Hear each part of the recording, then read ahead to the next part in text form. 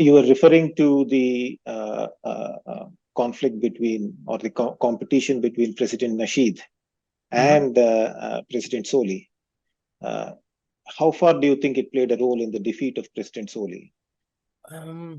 Okay, I think it did play a considerable role. I mean, there were multiple reasons for why Solih was defeated. One was the anti-India campaign again. Then there was this anti-incumbency sentiment. But I think, yeah, Nasheed parting away from Solih was, I think, some sort of a big blow, because Nasheed, although he might not be electorally popular, he might have not secured his tenure as the second president back in 2013, but he is still someone who knows how to pull the crowd.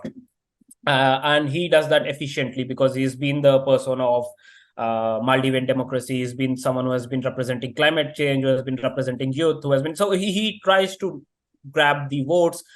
He's the crowd puller. He drags votes, he grabs votes, and I think that was kind of a big blow, because what it showed is, when you can't manage. So basically, when MDP came to power, it was a combination of Jamhuri Party, it was a combination of Adalat Party, and these three parties pulled together to make the MDP government as it was from 2018 to 2023. Now, the major question was, if you won't be able to have your best friend, I mean, Nasheed and Solih were best friends, and if you don't manage to have your best friend, if you don't manage to have your own party founder within your own party, if you can't manage the differences within your own party, how can you expect to manage the differences within the broader coalition that's between three parties, right?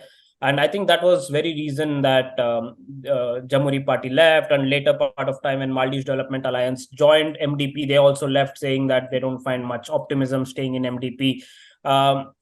So yes, overall there was some kind of moral blow. The morale was taken a big time toll when Nasheed left, and I think secondary, I think voters also felt the same in terms of Nasheed leaving the MDP. Obviously, there were Nasheed loyalists. There were people who voted to MDP only for Nasheed. Even they, I think, they were disenchanted with this. They went back to voting Nasheed for the Democrats. And there were again a certain section of people who believed that Solih was just power hungry, and he cornered Nasheed for the sake that he could be the president again. And they tried comparing him with Yameen, who again did the same thing, ousting a lot of people from his party and incidentally getting them arrested.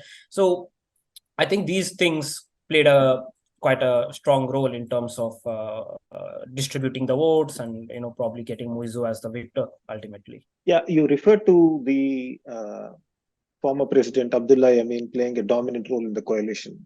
Right. Do you think he will be released from the prison soon? And what kind of impact it may have, or if he still has significant impact on the party politics and the governance process going forward?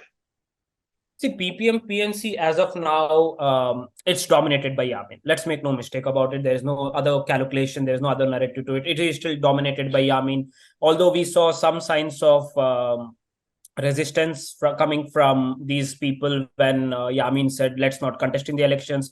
I think that was a major blow to Yameen and his leadership. But incidentally, he tried to make things work, and he came back with a statement a couple of weeks after that, saying that, we are happy to have contested in the elections, because I believe in whatever the party people say, and he played well along with the crowd. And what that meant, incidentally, was that these people came back to Yameen, right? So there was a potential challenge to Yameen's leadership, and that has been nullified by Yameen's Sharia politic.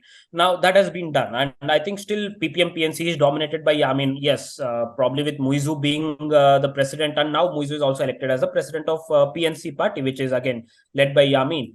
Now that is where the potential differences might evolve, and it's a typical Maldivian polity. Wherever you have your presidency, you will have your loyalists fill in your administration. You will have the loyalists taking the core portfolio. So if that happens, which was very likely in the case when Muizu became a mayor, he gave a lot of seats for his own loyalists.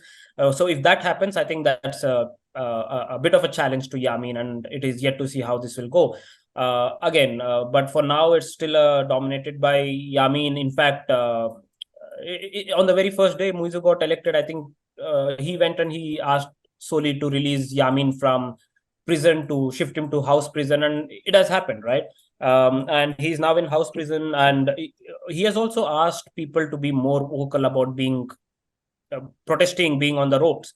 On the other hand, when Muizu said, don't get on the roads, I will try to do this very democratically, I'll try to do this very diplomatically, there's no need for you to get on the roads. But Yameen said, you have earned your right to protest on the roads, so feel free to protest on the roads. You don't have to believe what indirectly saying what Muizu has to say. So there is this kind of power confrontation that's going on, and I believe Yameen will be out at some point or the other, considering how the domestic politics in the country are working and how PPM PNC functions.